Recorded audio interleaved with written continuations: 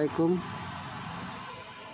দেখেন আমরা আজকে 8 ইঞ্চি পাইপের ফ্লান্সের কাজ করতেছি।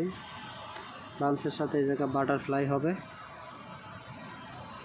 বাটারফ্লাইয়ের সাথে এই জায়গা কানেকশন দিয়ে জয়েন দিয়ে এই জায়গা এই রিং লাইনের পানি ওই মাথায় যায় হেরে আপনার এলবো দিয়ে টি হবে। টির সাথে এলবো আছে আমাদের 4 ইঞ্চির।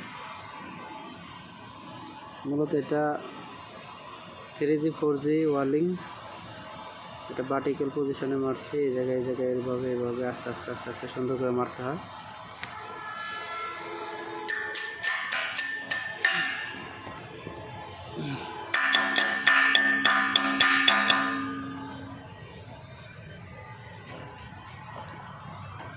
এই দেখেন কত সুন্দর ওয়ার্লিং করছি, দেখছেন দর্শক কত সুন্দর ওয়ার্লিং করছি আমরা। এই দেখেন আর এখানে কত ঝামেলার কাজ।